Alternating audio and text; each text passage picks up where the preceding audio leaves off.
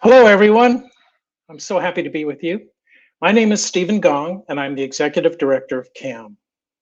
You've just watched Tokyo Hula, a documentary that shows how the tradition and cultural practice of hula continues to evolve and enjoying explosive growth in Japan. This film is eligible for our Audience Award. To vote, please click the link above the video player. Winners will be announced after the festival. And now I'm happy to introduce our filmmakers. First, Lisette Marie Flanary is the writer, producer, and director of the film. She's also a dancer and practitioner of traditional hula, and she creates documentary films that celebrate the modern renaissance of hula and Hawaiian culture. We also are pleased to have with us Kumu Seiko Okamoto, featured in the film, and she's calling us in from Japan. So welcome, Seiko. And I'd also like to welcome our translator, Beth Cary, who is in Oakland as I am this evening. So hello to you all. And just quickly, is everyone doing all right? We're feeling well, healthy? Mike, good, thank you. Very good. So I'll start our Q&A right off, Lisette, with you. And as I mentioned before, your filmography, your body of work is so important, dealing with the traditional hula, but also, the deeper cultural context and meaning. And I wanted to start with you, actually.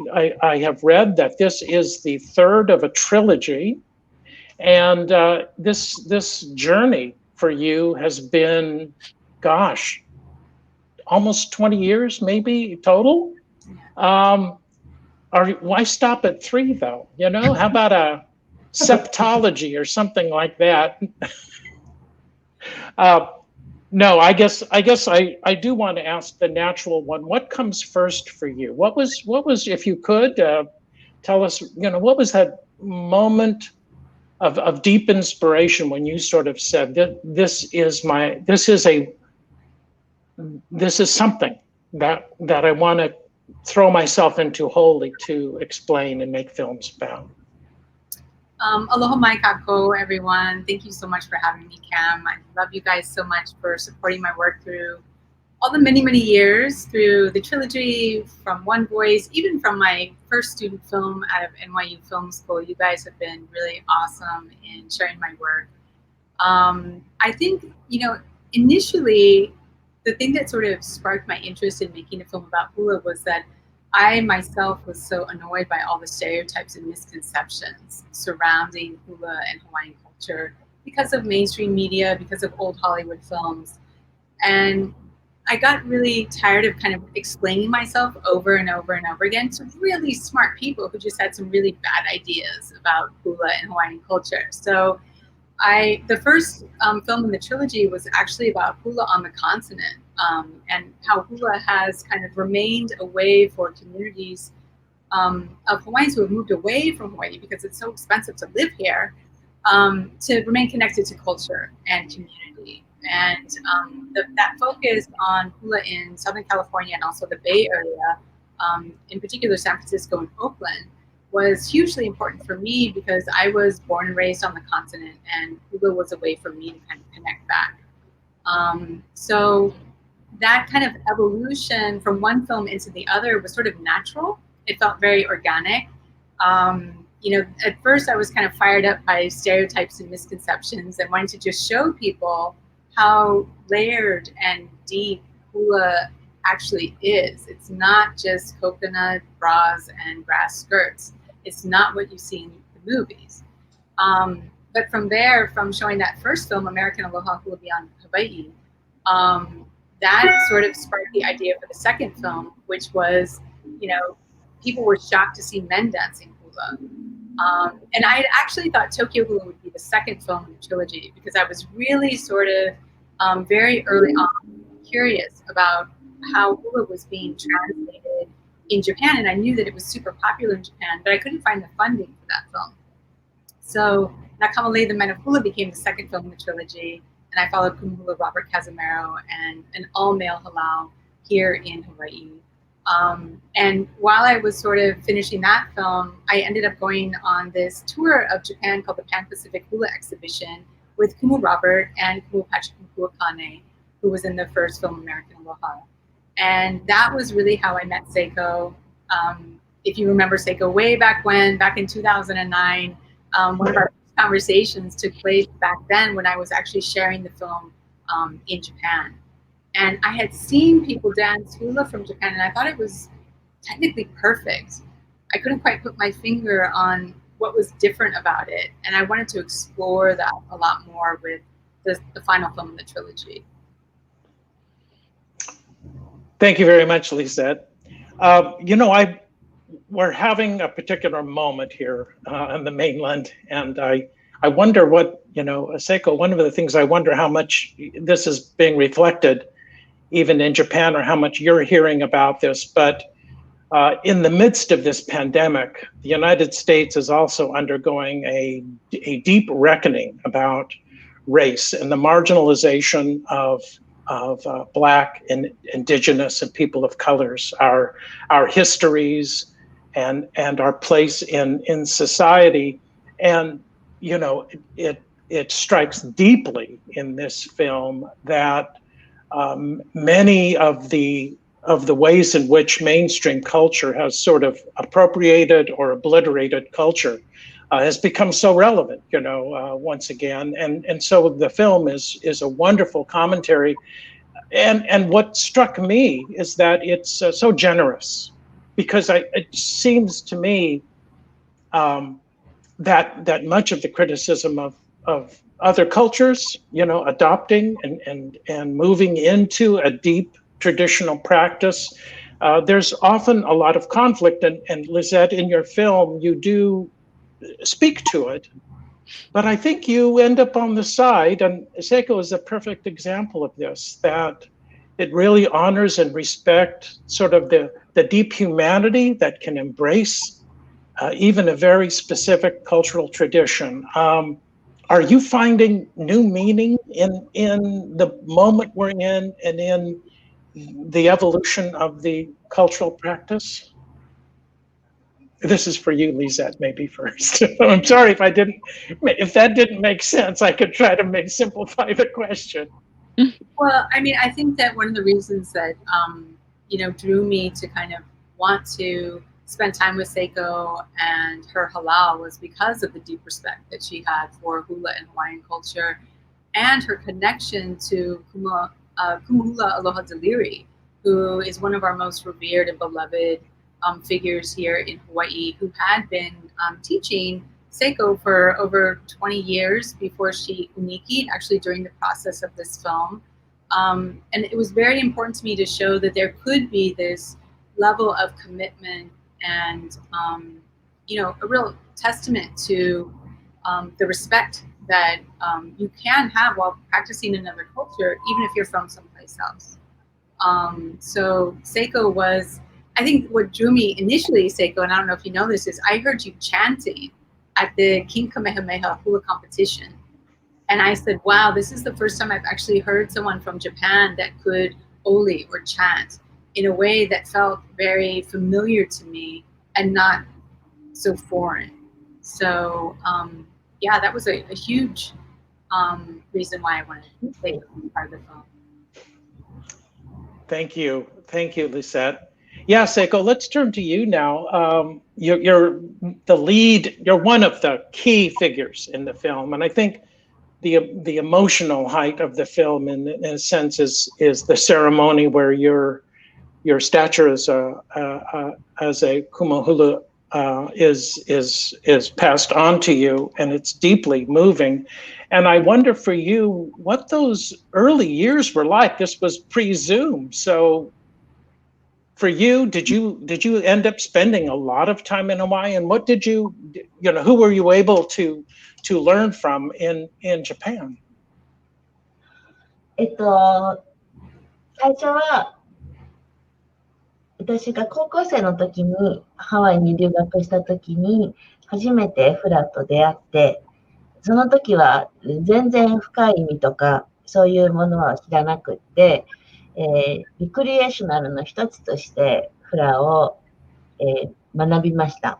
でもなんかすごくその時に感じたものがあったんだけれども、メインランドにはその後行った時には、すっかりこうハワイのことだったりを一回置いてしまって、メインランドのカルチャーにすっかりハマって、そして日本に帰ってきた時に、やっぱりなんかハワイのああいう時間だったり、思い出だったりが懐かしいなと思った時に、その時にやっぱりフラを思い出して、そして、日本でもフラをやってみようっていうのが、2回目のきっかけとなって、始めたことがきっかけとなって、それからずっとなので今に至ります。So I first went to Hawaii when I went as a high school student to study there. And I I didn't have any real deep connection to hula at that time. It was just a part of a recreational thing that I studied some hula during that time. And then I went to the mainland in the U.S. and sort of got into the mainland culture, so I sort of forgot about things and left my Hawaiian ways. But then when I went back to Japan, I started feeling nostalgic for the time I had spent in Hawaii and the way of interacting in life that I had experienced there. So for the second time, I started learning hula in Japan. And so things have gone on and on until I'm still doing hula now. Wonderful. Well, let me follow up with that. Now, as being, a master teacher, do your students, do your students take to the deep culture? Do they take to it quickly, or do you have to first just get them interested in the dance, as it were, and then other parts of the culture come in, or for you, is it all of one piece? ちょっとごめんなさい。訳してもらっていいですか？現在は教えてらっしゃるんですね。で、クムフラっていう非常にマスター、ティーチャーにもなられたっていうことで、で、その生徒さん、が、かなり早くそういうフラの、深い文化的な意味とかそういうものを受け入れる、ような要素がありますか？それともまず最初にはその、踊りとしてダンスとして、フラに興味を持って、で、いろいろと文化的なことが後から来るっていうことになるんでしょうか？そうですね。私が始めた1998年は、まだこんなにフラが日本には浸透していなくて、どちらかというと、年配の人たちが、高齢の人たちがこう体を動かすスポーツみたいに、フラという名前も知らず、フラダンスという名前で踊っていた時代だったんですね。そして、どちらかというと、ちょっと運動が苦手な人が、ゆっくりなこの動きだったら私にもできそうっていうようなきっかけで、フラダンスを始める人がすごく多かったんですね。ただ、私が始めた時には、ハワイで習った古典の要素をすごく大きくたくさん入れて、そして若い人にそのフラの書き子の魅力を絶対伝えたいっていう思いがあって、私はもうハワイで習ったようにそのまんま教えたら結構カルチャーショックはあったみたいなんですが、私とそれからクムアロハダリレ先生もしょっちゅう日本に来られてたので、みんながなんとなく、そういうもんなんだ、こういうもんなんだ、奥深い、最初はそうじゃなかったけど、すごいフラって素敵っていう感じでのめり込んでいきました。So when I started teaching in 1998, there wasn't that much hula dancing in Japan, or hula culture in Japan. It was more that older people were doing some hula dance. They called it hula dance, to move their bodies and do a little bit of exercise during the day. So even people who were not good at sports or doing exercises could do the slow movements and get some benefit from it. But I really wanted to bring in the traditional classic hula into my teaching. And I wanted to teach to younger people who could become more familiar with it. And hula has such a great attraction to me. So I wanted to share that with younger people. So when I started doing that with my teacher as well, they really had a culture shock that, oh, this is what real hula is like. This is what we've been missing in just doing the hula dance. So now they're much more interested in the deeper cultural aspects of hula. Thank you. You know, Lisette, I think this is really what the film is about. It's universality, and you've done a wonderful job to convey that.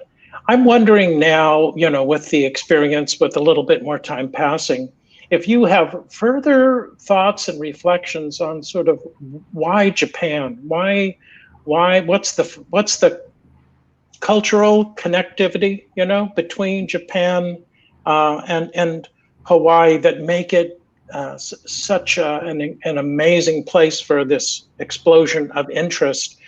And then the follow-up, maybe I could make this a second question, but it does seem to me the other part of your story are those Hawaiian master teachers who have now moved to Japan, right, to teach there.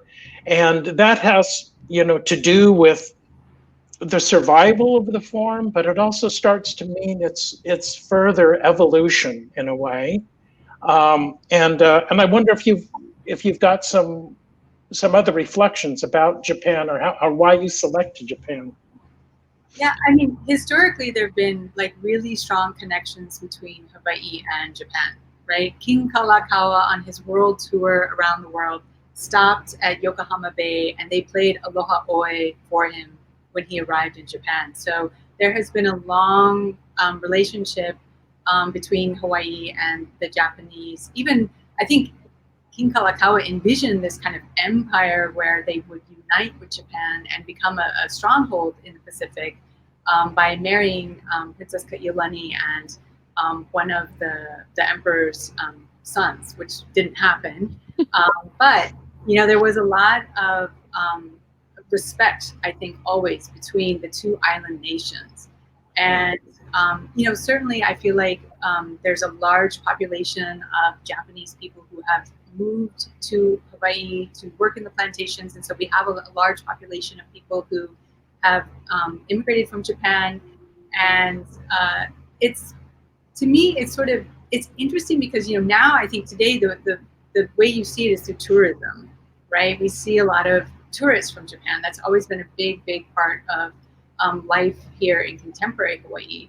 But the love for the hula is something that has been kind of mixed into, you know, the fact that a lot of Japanese people come to Hawaii on vacation, and then also just this kind of dream idea of Hawaii that sort of exists in Japan and has for a very long time, which really started with Hawaiian music after World War II, and there's all kinds of connections that have tied us together. So it's not a big surprise, but I find it interesting that it's been such a huge explosion in the last 20 years, where, like Seiko said, in 1998, when she started teaching hula in Japan, it was primarily older women kind of exercising for youth.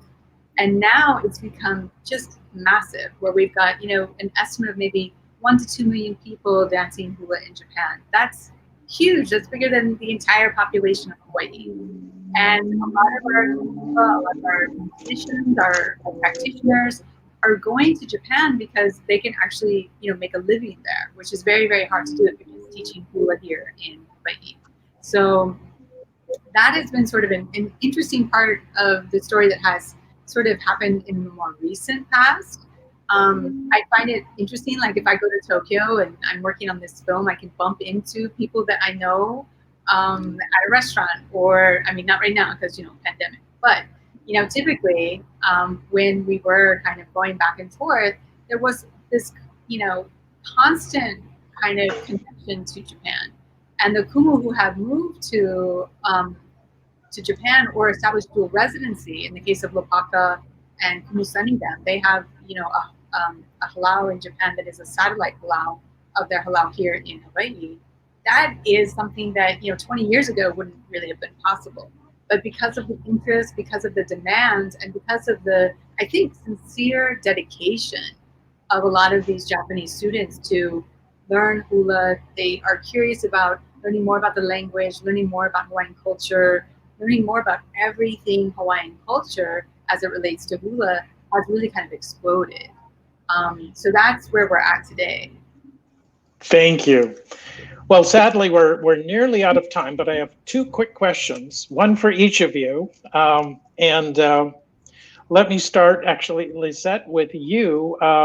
Something that I wrote to you. I believe some of the viewers of this program and some of the people who watch your film are going to want to know how they can get more deeply into traditional hula. And if you've got a recommendation, if you can tell us now, and then we'll try to put it up on our website too. But how does one find out more about, let's say in the Bay Area, about where they can find out more about traditional hula?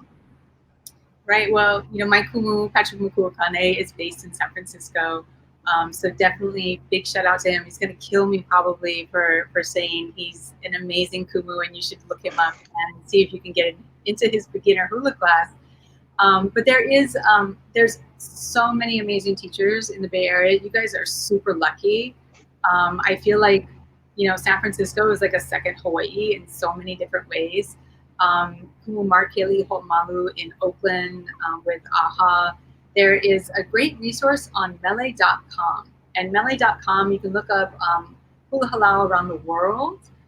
So wherever you're based, you can probably find hula in your neck of the woods. All over the continental United States, as well as Europe, Asia, Mexico, who knew? Lots and lots of opportunities to find hula in your neighborhood. Wonderful, thank you, Lisette. And Seiko, for you, I wonder, do you foresee having a student who's been training with you for a number of years, and who knows, maybe after about 20, will be passing on this tradition? Do you foresee there being another Kumu hula in Japan that you will teach? That's a good question. That is a good question. Let me think.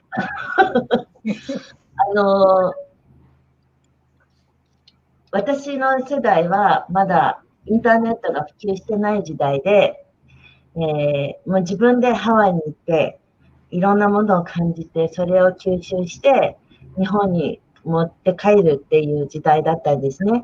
で、今は、インターネットも充実してて、それからハワイのクムフラたちがたくさんハワイから日本に来て、本物のハワイのフラを教える環境がたくさんあって、そして私よりも世代が下の人たちはそれをぐんぐん吸収して、私なんかよりもたくさん勉強して、いらっしゃる先生も、若い先生たちもいっぱいいるので、これからの日本はもっともっと、日本の先生たちでちゃんとハワイの踊りだけじゃなくてハワイの言葉だったり、ハワイの歴史だったり、そういうものを教えられる先生でこれからどんどん増えていくんじゃないかなと思いますし、そして私自身も、そういうことをハワイの人から直接習った経験を生かして、若い世代にこれから、伝えていきたい。それは、踊りの振り付けっていうことだけじゃなくて、フラが教えてくれた、コミットメントはというのは日本ではなかなか今ないことなんですね。なので一つのものを信じて、一つのものを仲間と一緒に作り上げていくっていう、そういう素晴らしい要素もフラを通じて、伝えていきたいなと思っています。So in my generation, we didn't have the internet, and I went directly to Hawaii and absorbed many things and brought back what I felt from my time in Hawaii. Nowadays, of course, the internet is everywhere, and many Kumu Hula go to Japan to teach. So the younger people especially are really taking it in very deeply, and they study hard. So the younger students and teachers, I think, are really moving ahead. And they're not just doing the dance, but also learning the language and history of Hawaiian culture. So I think there'll be more and more people who are really adept at the hula, as well as knowing a lot more about the culture. So although I learned directly from Hawaiian teachers, the younger people have both Hawaiian teachers and Japanese teachers to learn from in Japan. What I think they can come up with is the commitment to continue on and to delve deeply into this one interest and really work hard at this commitment so that they'll be able to have good depth of knowledge about the culture and be able to share it with others. Wow. That is so profound. Thank you so much. Thank you, Lisette. Thank you, Seiko. Thank you, Beth, for sharing all of this wonderful information. And thank you for being part of CAAMFest Forward. For you and our audience, if you've enjoyed what you saw, if you'll please consider joining us at CAAM, we would love to see you. Please check us out at caammedia.org to get more information. Thank you all again. Enjoy the rest of your day. And for you out there watching, take care till we meet again. And please watch many more films at CAAMFest Forward. Thank you.